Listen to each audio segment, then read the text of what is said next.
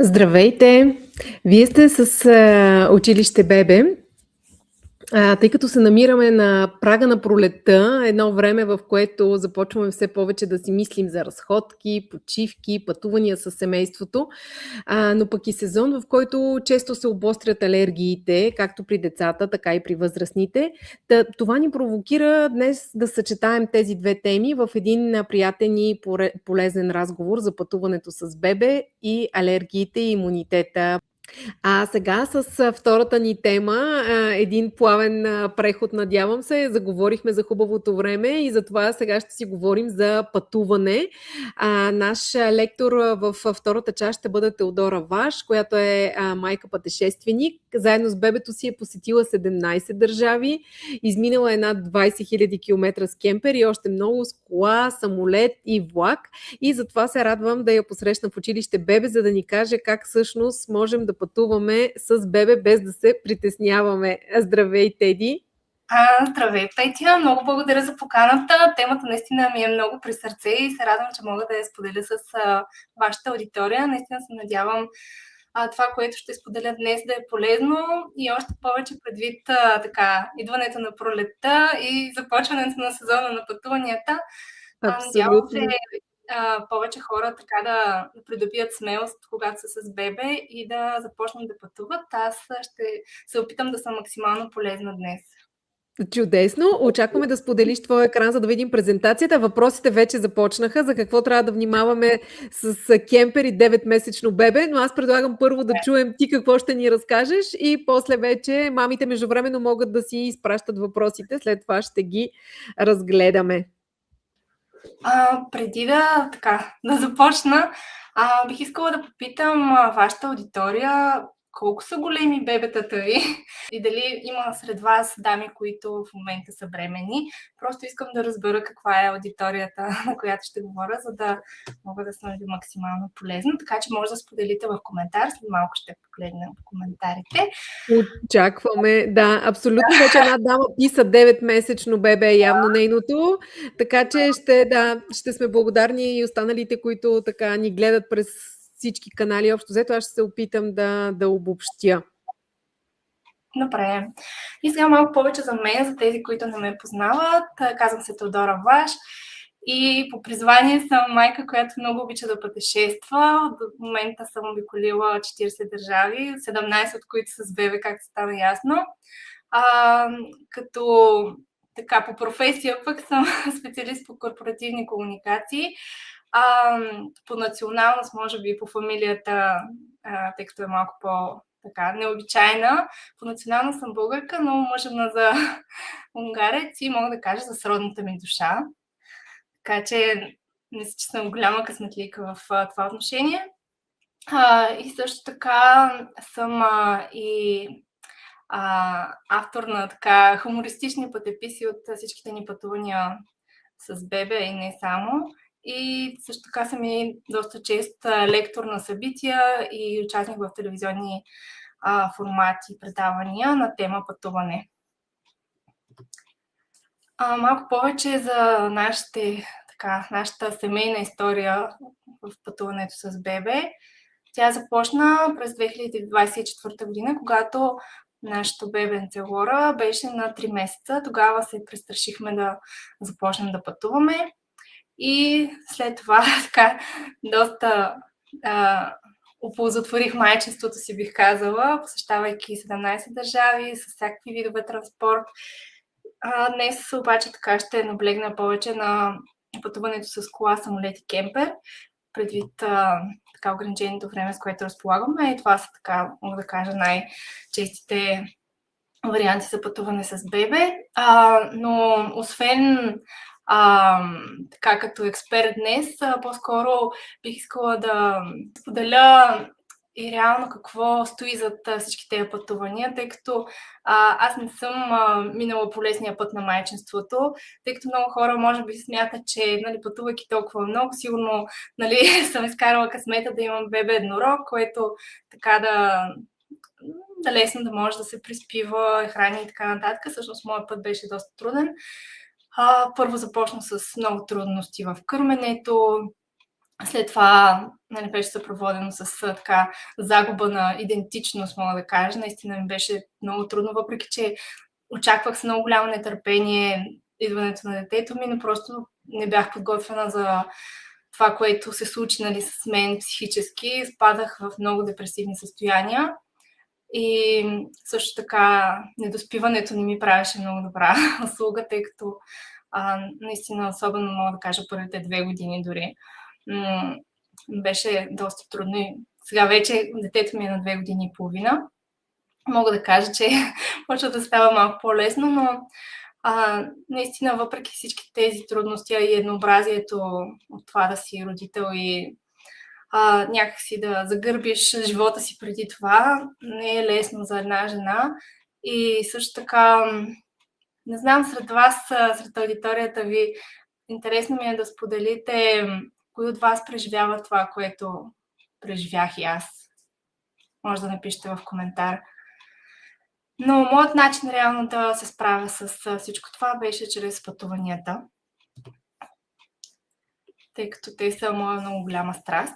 И това, което днес ще ви споделя, са основните митове и страхове, които съпровождат така, родителите на бебета, ползите от пътуването, докато детето още е бебе, какво да съобразите за спокойно пътуване, съвети за пътуване с бебе в кола, самолет и кемпер, и също така, кой е най-лесният начин за пътуване с бебе, като накрая ще има време и за вашите въпроси, като междувременно може да ги задавате и в чата.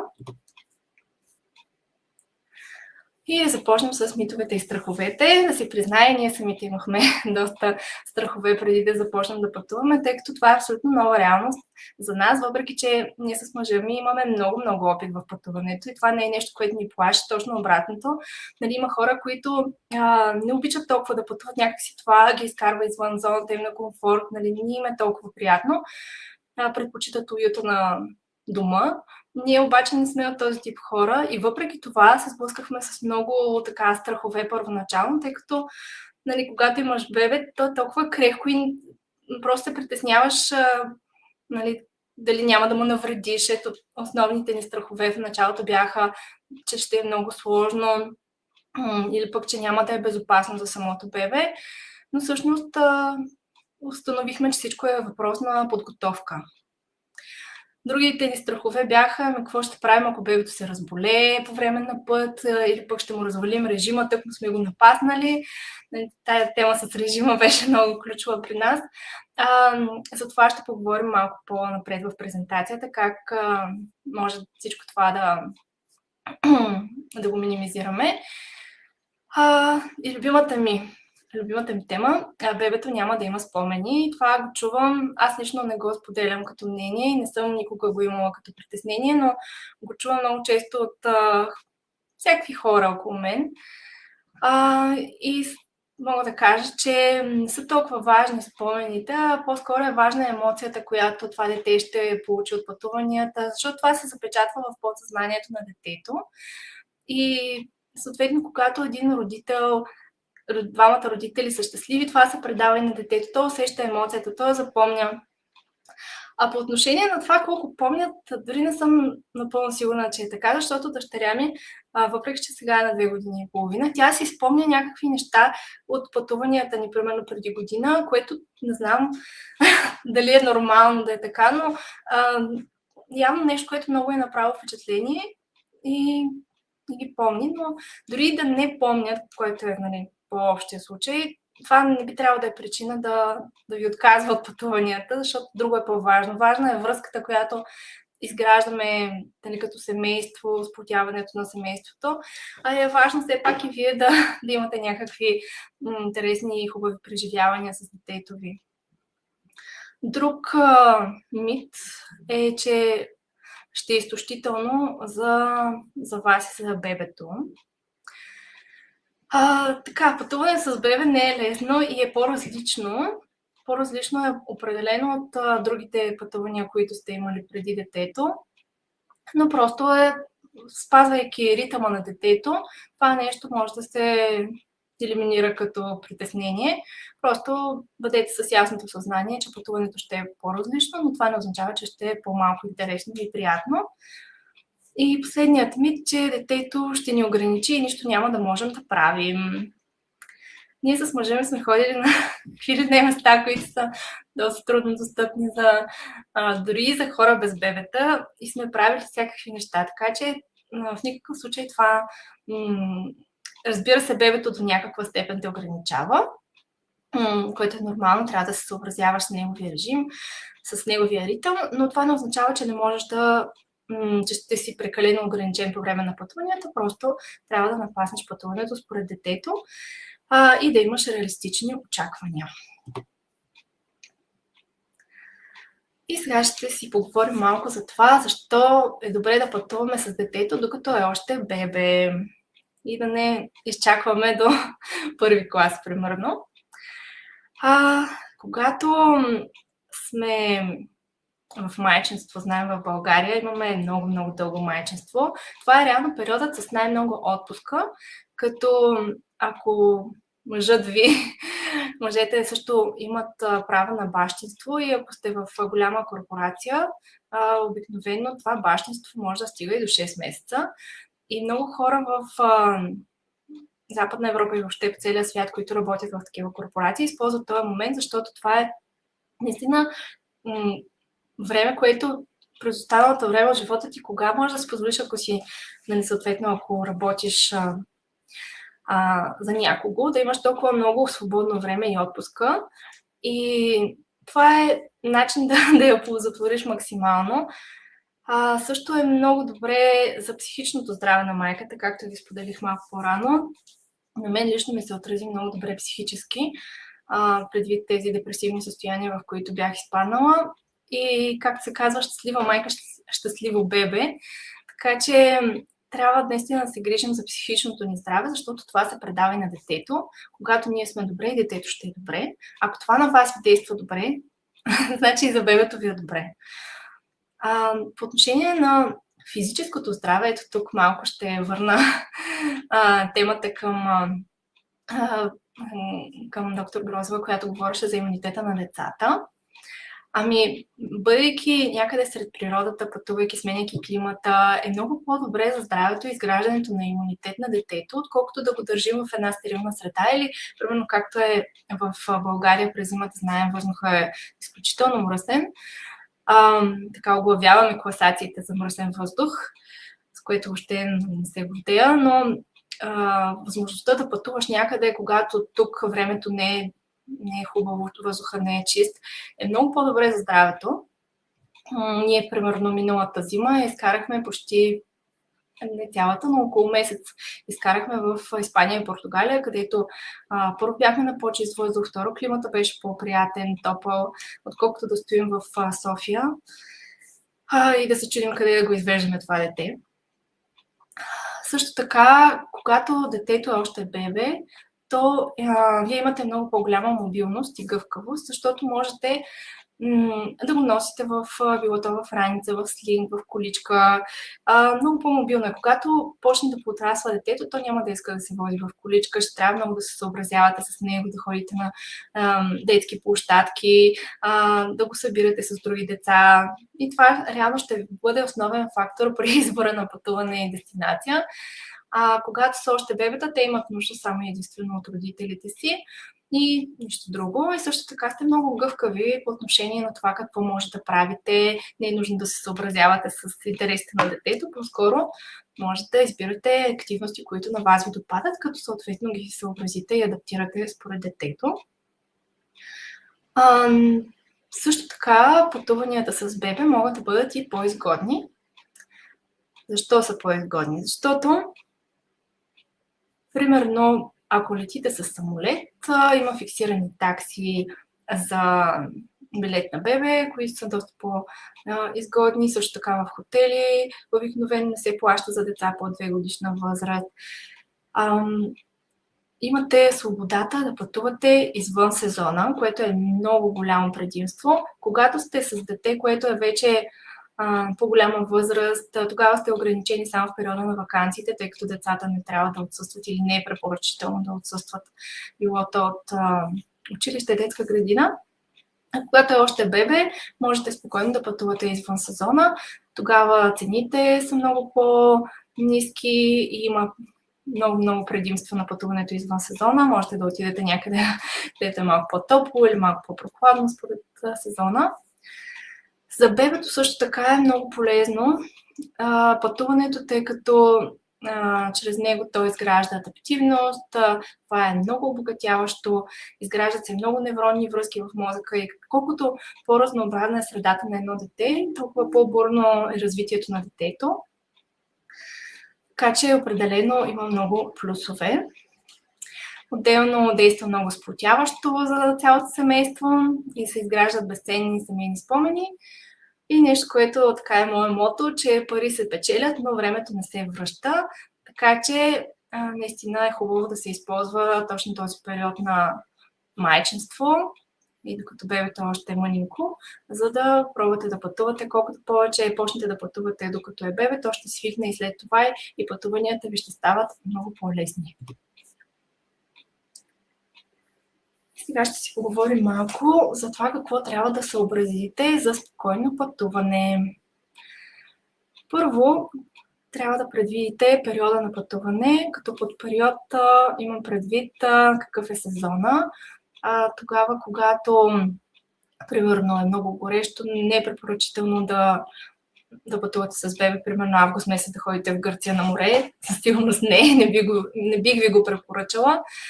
Точно за това си говорихме, че може да пътувате извън сезона. Когато сте с бебе, имате точно тази гъвкавост. Съответно, да не ходите пък на много студени места с бебето, просто преценявайте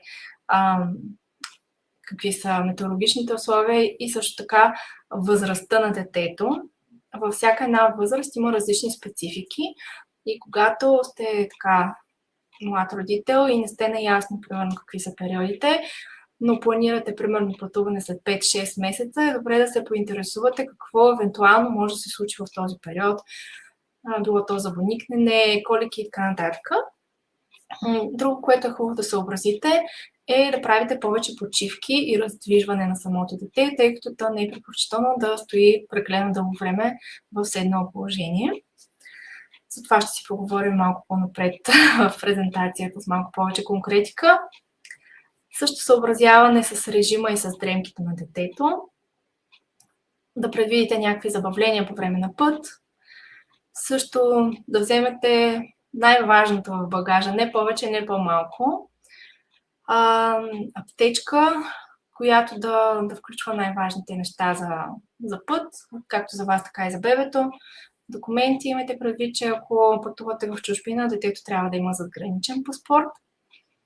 И страховки, особено ако пътувате извън Европейския съюз, е задължително, според мен, да си направите допълнителна здравна застраховка. Ако пътувате в Европейския съюз, има европейски здравноосигурителни карти, които са безплатни. Може да изкарате както за вас, така и за детето. Така че може да се поинтересувате. А по отношение на багажа, тъй като да пътуваш с бебе, определено багажът не е никак малък. Затова ние лично в нашето семейство се използваме един списък, чеклист с всички важни неща, които да взимаме със себе си. Ако вие имате нужда от такъв, можете да го свалите безплатно от този сайт. Сега даже ще малко мога да споделя в чата линк към него. Само. Така, и що се отнася до хранене, трябва да предвидите къде ще храните бебето, как ще го къпете, къде ще спи, така че да е обезопасено и каква ще е хигиената на мястото, където отивате. И не на последно място, да предвидите мястото за настаняване и разходка, тъй като е хубаво да предвидите дали има асансьор, как точно ще се качвате до мястото за настаняване. Също там, където отивате, дали има много наклони, дали е подходящо за бебешка количка, примерно за слинг. Аз ще ви кажа малко личният ни опит, какво казва по отношение на неподбиране на на първо място на правилното място за настаняване. Значи, къде се намира апартамента? Не знам. Последният етаж е там след нея. Това видео може да видите един апартамент, който бяхме резервирали в Лисабон. И въпреки, че четохме коментарите, никъде не беше упоменато, че има толкова много стълби, а ние бяхме с бебешка количка, с огромен куфър, с още няколко чанти. И си представете, нали, по тези стълби как се пренася този целият багаж. Така че, наистина, четете коментарите и много добре подбирайте местата за настаняване. А когато не изберете правилно локацията, ето това се получава. Тук сме в Порто. Тези от вас, които са били в Порто, знаят, че улиците са с 40 градусов наклон и повече. Така, и нека минем малко по-конкретно към различните видове транспорт. Ще започна с колата. Какво трябва да имате предвид, когато пътувате с кола? Ние за първи път почнахме да пътуваме с кола, когато детето ни беше на 3 месеца. И да ви кажа, не беше много лесно. Имате предвид, че багажа все пак е лимитиран на колите, така че вземете най-важното, затова ще ви е много полезен чек-листа. Също така трябва да имате добре обезопасено бебешко столче. Също ако пътувате някъде и ползвате рентакар, може да си поръчате бебешко столче в рентакара, като предварително трябва да го оговорите с фирмата, която ще ви отдаде кола под наем. По отношение на планиране на време на път, имате предвид, че с бебе не е препоръчително да се пътува прекалено дълго време. Ние лично гледаме да пътуваме не повече от 4-5 часа на ден, когато сме с бебе. Също да правим много почивки и раздвижване с детето. На всеки час-два е хубаво детето да се изкарва от столчето, да го раздвижите на някаква постелка, може да си носите с вас, било то на тревичка или някъде на някаква равна повърхност, тъй като в това положение не е препоръчително за гръбнака на детето да стои прекалено дълго време. Също по време на път е хубаво да имате някаква чанта, в която да имате храна за бебето, пелени за преповиване, подложка за повиване на бебето и въобще най-важните неща по време на път. По отношение на облеклото, препоръчвам ви детето да е облечено на слоеве, за да може по-лесно да го събличате и обличате при промяна на температурата. Ако е зимно време и то е с яке, препоръчвам да съблечете якето, да му сложите коланите и отгоре да го наметнете с якето или билото с някакво одеяло. И също много полезно да имате сенници на прозорците на колата, за да не му пече директно. Ако нямате седници, шал би вършил работа. И също да вземете някакви играчки, книжки с вас, с които да забавлявате детето по време на пътя. И сега ще преминем към пътуване с самолет. Тук вече спецификите са много. Наистина много е специфично пътуването с самолет. В рамките на днешния вебинар няма да мога да покрия всичко. Това е тема за, може би, мога да говоря за това поне час-два. Затова съм ви направила един много детайлен наръчник за пътуване с бебе в самолет.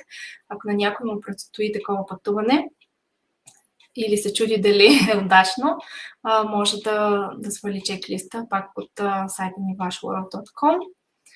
Но сега ще споделя така най-общите неща и най-важните по отношение на полетите с бебе.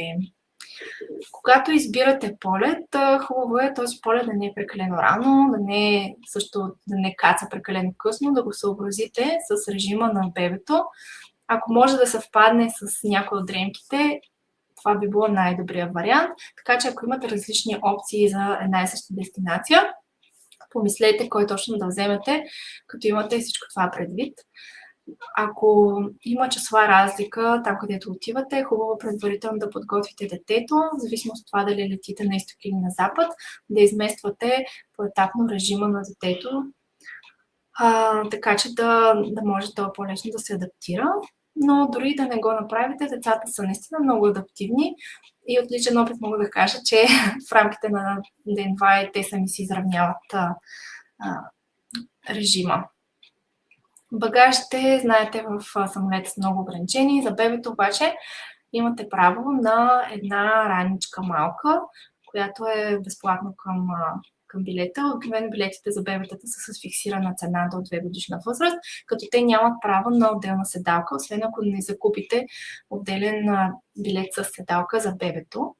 То обикновено стои в един от родителите, като имате право и на два артикула, било то количка или столче за път, като може и двете да пренасяте безплатно. Тук спецификите са много. Затова в детайли съм ги описала в наръчника. Като цяло, но знаете, само накратко ще кажа, че има различни видове колички, такива, които се сгъват, такива, които не могат да се сгънат и такива, които са много ултракомпактни. Така че в зависимост от това с каква количка сте, може до различни места да я взимате със себе си. Но, както казах, повече детайли може да видите в наръчника. Обикновено количките се чекират, без значение дали имате чекиран багаж или не. И след това, ако оставите количката в каргото на самолета, е хубаво да имате слинг, ергономична раница или кенгуру, за да може след това да пренесете детето до самия самолет. На много летища има отделни security чекове за семейства с деца, така че може да се поинтересувате там, където ще летите. По време на полета, детето, както казах, то седи в единия родител, като за него има един допълнителен колан, който се прикрепя към колана на родителя. Вие ще получите детайлни инструкции от екипажа. При излитане, кацане е препоръчително детето или да се храни, или да смуча биберон, за да може да се изравни налягането в ушите. Може да го преповивате в тоалетните на самолета, като препоръчително да си носите някаква подложка и в детската раница да имате всичко най-необходимо за полета. Нещо, което забравих да уточня за багажа е, че рестрикциите за течности не важат, когато пътувате с бебе и можете спокойно да си носите и разфасовки по-големи от 100 мл с примерно вода за адаптирано мляко или там каквото си носите, пюрета, палчове и така нататък. Друго нещо важно по време на полета е да забавлявате детето пак с някакви книжки, с някакви занимателни неща. Аз лично много харесвам тези спинъри, такива въртящи се, които се залепват за илюминаторите. При нас вършиха чудесна работа. И вече след самия полет, имайте предвид, че количката ви може да бъде доставена на различни места, така че попитайте персонала откъде точно трябва да я вземете. Някой път я взимат, могат да ви я дадат точно до стълбите на самолета, друг път идва пък на лентата за извънгабаритен товар, а на Софийското летище много често при нас сме си я получавали на стандартната лента за багаж. Като последния път дори ни я щупиха леко. Затова ви препоръчвам да си я слагате в някакъв кълъв или да я увивате в стреч фолио, за да не ви я нацапат или щупят. И тъй като ние така доста пътувахме с кола и с самолет, видяхме кои са реално проблемите при нас, това, което не ни харесваше, а именно при колата, че е много тясно, че има много малко място за багаж, че трудно можеш да смениш пелена на бебе, почти невъзможно за раздвижване, трябва винаги да излизаме от колата някъде. За мъжа ми пък честото товарене и разтоварване на багажи, когато трябва да сменяме всяка вечер хотели, е наистина много неприятно, а пък за бебето това са непостоянни условия за сън, които малко или много са неприятни за него. При пътуването с самолет го има самия дискомфорт, тесни седалки, също вероятността за повреда на багажа на нас са ни повреждали както количката, така и колелцата на големия куфър, което не беше много приятно за дълъг път. Отделно промяната в налягането, ограниченията за багажа, трудното обслужване на бебето и възможности за анулиране, закъсняване на полет и така нататък. За да избегнем всички тези неудобства, ние започнахме да пътуваме с кемпер, като първоначално завидяхме си наемане кемпер.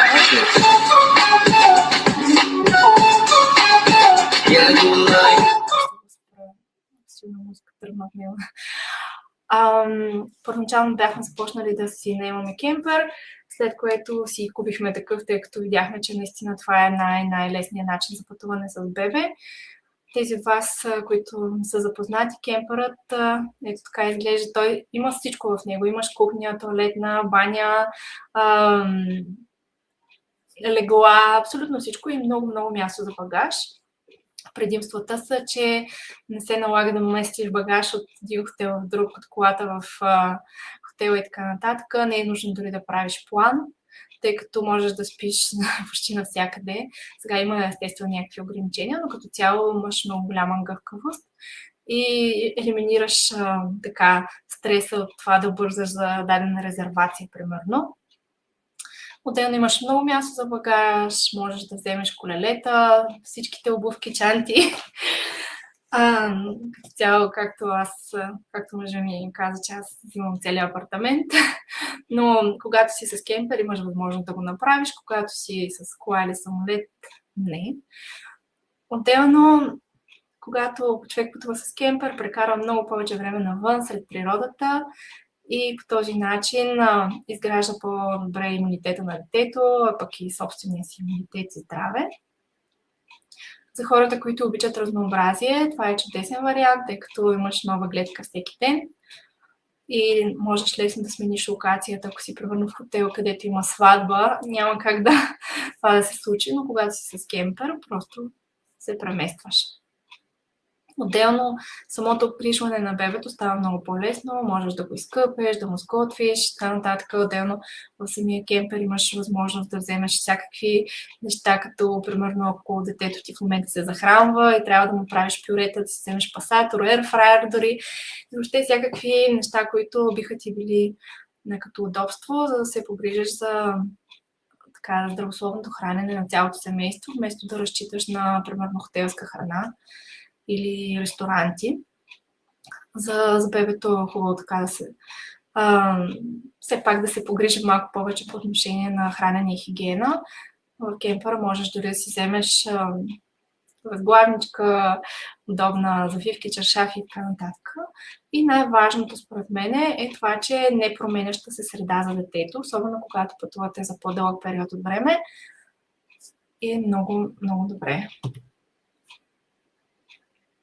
Сега ще дам накратко няколко съвета за пътуване с бебе в кемпер.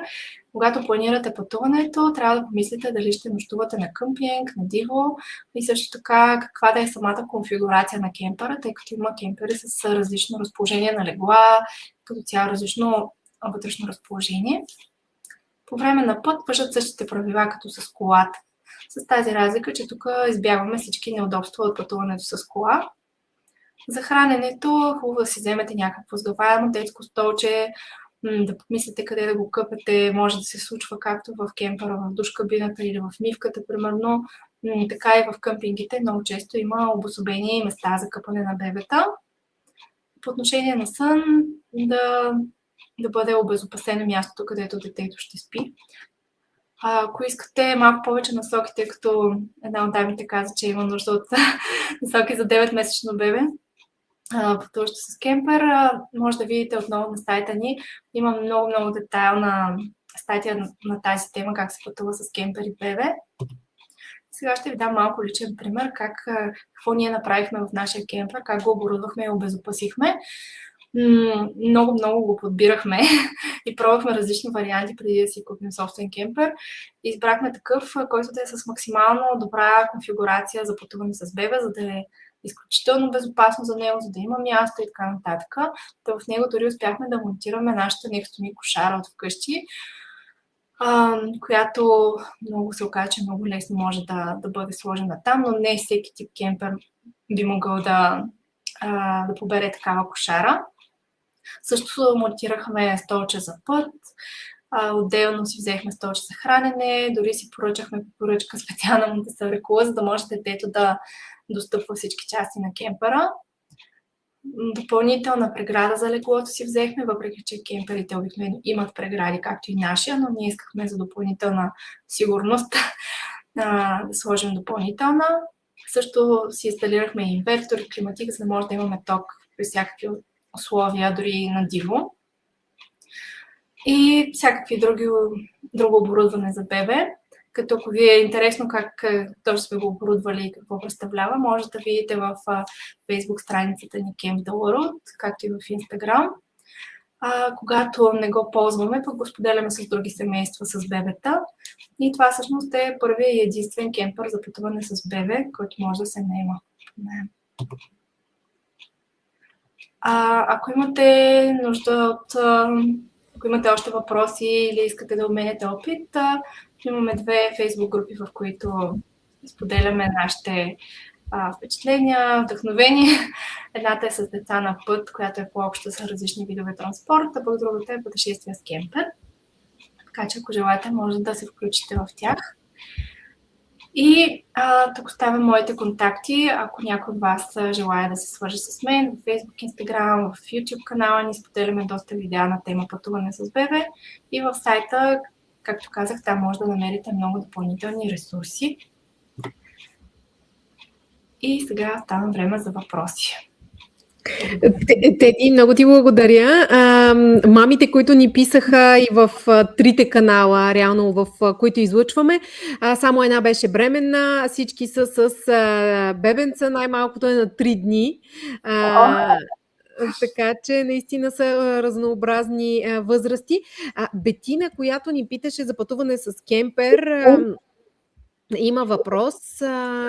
Като дестинация, какво би препоръчала? Тя сподели, че бебето е на 9 месеца и дали кемпер, самолет, ти каза всъщност какви са плюсовете и минусите. Може би и дестинацията, която изберем също.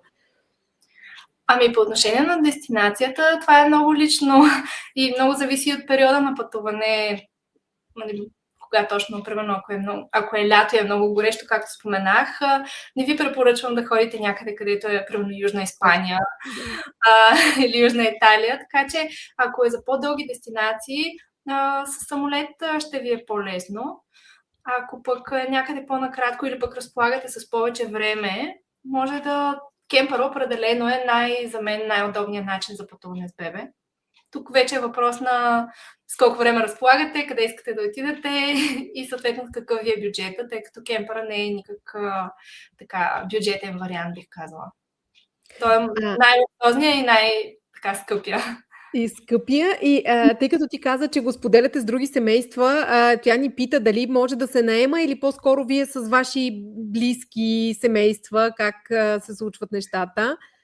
Кемпъра, да, той може да се наема, така че не го споделяме само с наши близки, въобще всеки може да го наеме, така че може да видите в страничката ни Camp the World или просто да ми пишете на лично съобщение в Facebook, Instagram или където ви е удобно и ще ви дам малко повече информация. Бетина уточнява, че става дума за април-май, така че може би свободно могат да изберат място, което да посетят. Бетина, ако искаш, свържи се лично с мен и ще обсъдим малко по-детайлно темата и ще ти дам някакви конкретни насоки, като разбера точно какво искате да правите. Какво искат да направят. Да ви е интересно не само да подберете дестинация подходяща за бебето. Почти всяка дестинация би била подходяща за бебе. Ние сме ходили в Кападокия, в Португалия, къде ли не, които места по принцип не се славят като baby-friendly, бих казала, но има варианти. В Мадейра сме били, където също е много трудно достъпно, бих казала, но не е невъзможно с бебе, напротив. Когато човек има желание, намира и начин. Ти спомена за някои от нещата, с които да ги забавляваме. Ако са малко по-големи децата, вие какво практикувате, освен книжки, които носиш, някакви играчки, може би, или пък игри, които да са свързани с, не знам, нещата около детето? Да, значи по отношение за бебетата е ясно. Те нямат нужда от чак толкова много забавление. Една книжка или там някакво спинърче, нещо такова, което да ги забавлява е напълно достатъчно. За по-големите деца вече там трябва да вложим малко повече креативност. тъй като нали, те са много по-активни, нали, трудно могат да бъдат задържани на едно място. Точно затова изподелих, че с бебе най-лесно се пътува. Колкото по-големи стават, нали, особено във възрастта тодлер, нали, от 1 до 3 годинки, там вече те са много активни, не могат да стоят на едно място и трябва така да сме нали, по-ангажирани с тях и с това да ги забавляваме. Нашето дете е на 2 години и половина, така че това, което ние правим е освен нали, книжките, някакви игри, примерно гледаме през прозореца, хайде да търсим нещо, примерно да видим котета, кучета или там някакви такива неща, или цветове, или играем на различни игри, пеем песнички. В общи линии нали, има различни варианти, които могат да се използват, но ние това, което най-често ползваме е музикални книжки и пеем песнички. Чудесно. Много ти благодаря. Ти спомена за чеклист, който могат да погледнат. Дали можем да споделим линк към него или по-скоро каналите, които... Аз честно казано се опитах да вляза в сайта, но не успях. Намирам без проблем всички останали страници в Facebook, в YouTube, в Instagram, така че могат и оттам мамите, в зависимост от това кой канал предпочитат и ползват. Да, сега ще ги споделя в чата. Благодаря. Просто докато презентирах нямах възможност. Секунда само. Междувременно, ако има други въпроси, може да... Аз го виждам, да, сега ще го споделя и в останалите канали, този списък, който може да бъде от полза. Има ли според теб някакво ограничение, някаква минимална възраст, все пак, която е добре да изчакаме? Ти каза, за първи път сте пътували на 3 месеца, нали така е била вашата дъщеричка? Да. Да, има значение. Някои хора пътуват и по-рано, преди 3-я месец. Просто всичко е много индивидуално. Обикновено първите 3 месеца са времето, когато ние се адаптираме към новата реалност, както ние, така и детето. И отделно това е периода на коликите, така че нали, са проводен с много безсънни нощи, както за детето, така и за родителите. От тази гледна точка аз лично не препоръчвам, особено пък дълги пътувания, ако е някъде примерно час-два, но за по-дълги пътувания просто ще се сблъскате с много дискомфорт. Тази гледна точка. Иначе бих казала златния прозорец за пътуване между 4-я и 9-я месец, когато децата не са, даже по-скоро 10-я, когато още не са активно проходили, като пак това е много индивидуално, защото някои деца прохождат по-късно, други прохождат на 10 месеца, на 12 месеца. Много индивидуално, но въпросът е преди прохождането и след коликите. Така ако трябва да го обобщя по някакъв начин. Ако може така да ги обобщим. Чудесно, много ти благодаря. Ти каза, че наистина темата е дълга, така че аз ще се радвам и още един разговор с продължение, вече малко по-детайлно. Може за самото планиране да ни разкажеш на такъв тип пътуване. Разбира се, важна е възрастта на детето, както и ти каза. Това е ключово и сезона, който избираме да пътуваме. Така че да дадем идеи и предложения на мамите. Аз съм сигурна, че много от тях ще ни гледат на запис и ще го споделят и с партньора, тъй като пък това е решение, което съвместно се взима. И съм сигурна, че ще има и допълнителни въпроси, така че ги призовавам да пишат или директно на теб, или в коментар под видеото, пък ние ще се опитаме да им отговорим, за да бъдем максимално полезни. Отворена съм към въпроси, както казах, може да ми пишете на лично съобщение или в коментар под видеото. Ще следя коментарите в следващите дни, за да мога да отговарям на въпроси. Теди, много ти благодаря. Благодаря, че отдели от времето си и беше наш гост и ще се радвам така темата да е с продължение и да си говорим. Времето ще става все по-хубаво и все повече ще ни се пътува, така че мисля да се възползваме и да си говорим на тази тема още. И аз много благодаря за поканата. Беше удоволствие за мен да ви разкажа за моя опит и това, което съм научила. Така че ако съм помогнала на аудиторията ви да се почувства малко по-сигурна в пътуванията, ще съм много щастлива. Така че благодаря отново Със и сигурност. Да. срещи. Благодаря ти. Хубав ден и до нови срещи.